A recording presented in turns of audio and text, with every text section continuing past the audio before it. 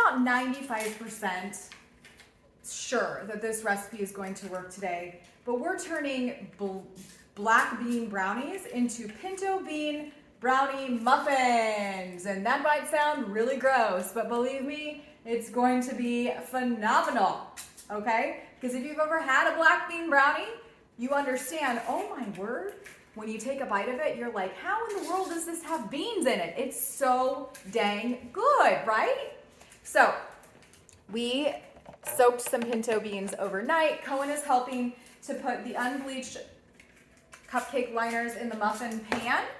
We do not bake with silicone. We have a new puppy. And we have a new puppy. The new puppy is Aspen down on the ground. She's biting his bench. But we are going to make... You make these muffins with whole plants. I think she wants to see. No, we'll get her later. Once we get them in the oven, we'll show people. Okay, so what we're going to do is use whole plants. We're not using any refined foods. To see the people. No sugar, no oil, just whole plants, because that is what gives you life, okay?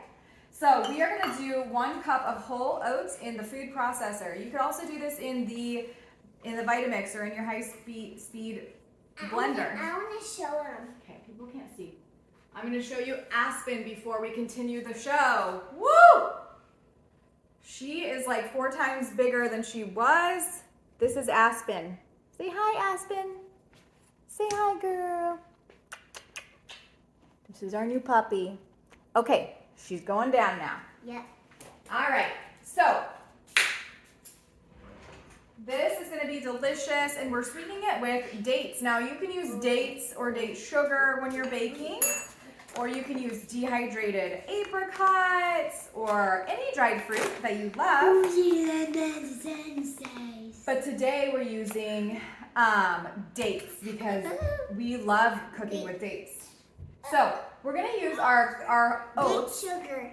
Yeah. And date sugar is just dehydrated dates. Put into a blender. Okay, so what we're gonna do, speaking of blending, is... I wanna do it. Okay, you hit right here, the start button.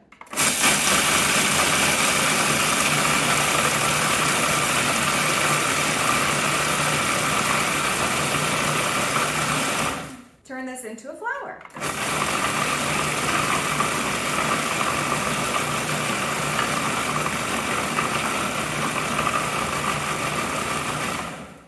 And this right here Beans. Is our homemade pinto beans that we slow simmered this morning. If you really want to get the nutrient density, the maximum nutrient density, you can sprout your beans first if you're cooking them from the dried state, and then cook them. But you can also use canned beans here. We're going to use about 1.5 cups of pinto beans. Again, I told you these are kind of a spin on black bean brownies that I've made before.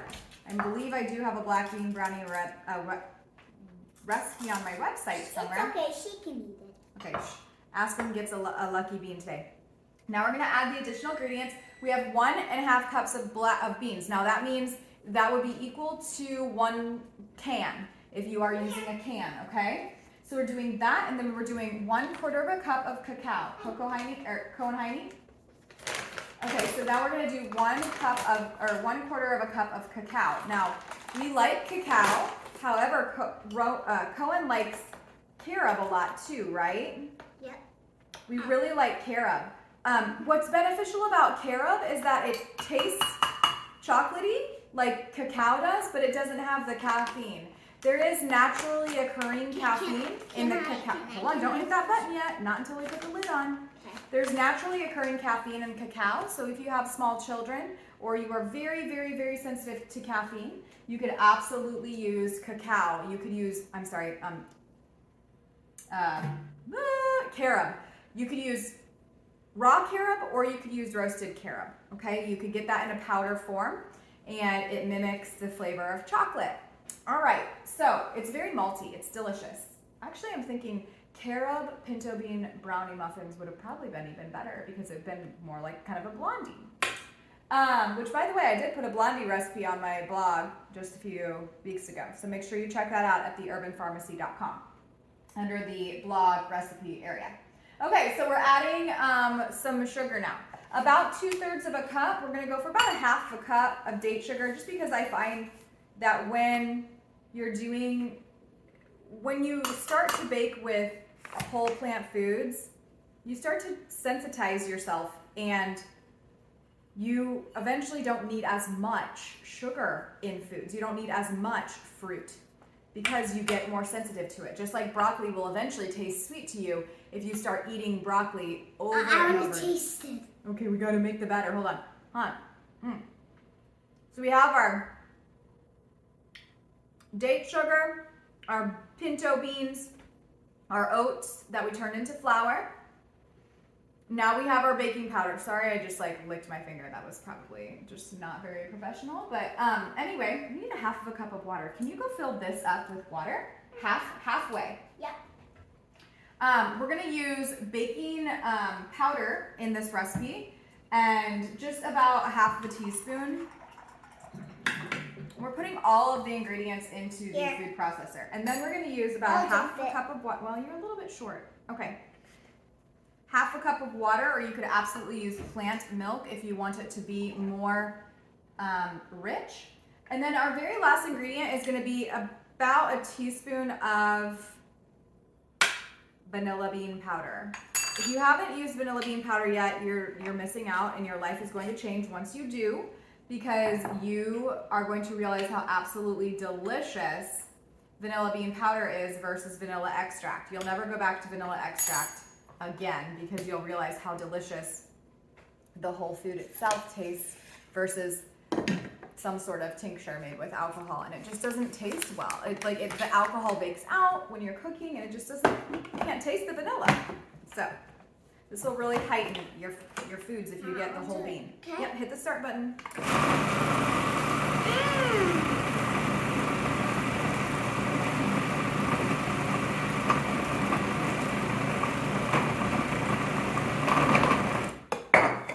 Forgot one ingredient. Oopsies. My applesauce. Yep, we need about a quarter of a cup of fresh applesauce. Now this is from the local orchard, but you could absolutely use any applesauce you want. Just make sure that whatever you are using does not have any added sugar, because that is just silly. We don't need to add sugar to the sweet apples. They're already sweet enough.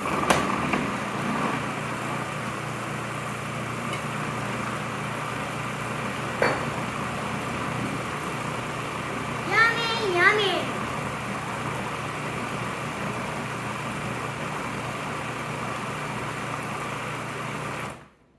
Okay, I want to taste it. You could use really any flour in here if you'd like, and if you're gluten-free, you can absolutely use just gluten-free oats. Okay. I want to try it. We're gonna mix the batter just a little bit more. I think we would probably benefit by adding just a little bit more water. That's why I wanted to wait to do this video and then post the recipe later, just in case I wanted to I want tweak. to taste it. Okay, hold on. Just in case I wanted to tweak a little bit. Can I? No. In just a second, once we scrape it one more time. Okay.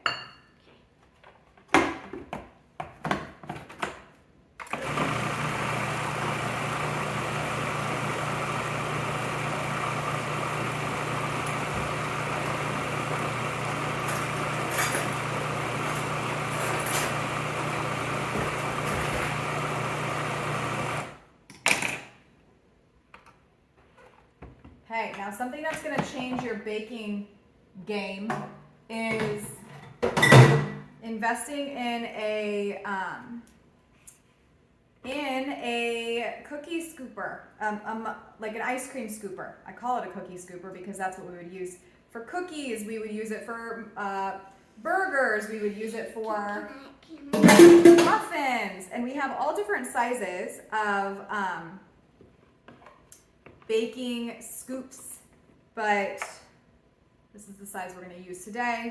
It's about the same size as a muffin pan, and I'll show you what the blended result is.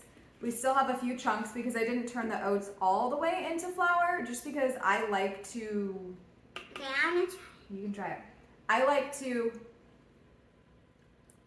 Oh yeah. that's good. I like to bake with as little processing as possible. So date sugar itself is something that I wouldn't use every day for baking. We usually just use the whole date. Even though it is still a very health promoting food, the date sugar itself, because it's literally just dates ground up. It's always best if you just eat as close to nature as possible. Daddy's dad gave it to him, to Daddy. Oh yeah. Mimi didn't like the date sugar, did she? She gave it to us. Okay, so we are going to scoop these into muffin liners. Again, I use unbleached muffin liners. I know it's not the most eco-friendly thing to do. However, I do not bake with silicone due to the potential leaching of the plastic into the food.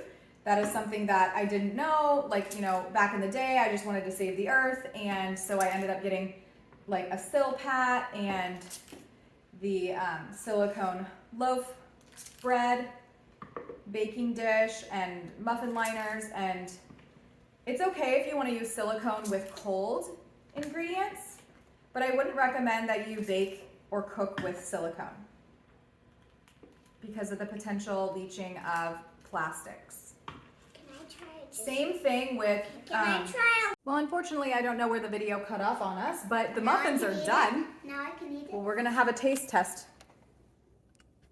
Ready? Here's the truth. Yes.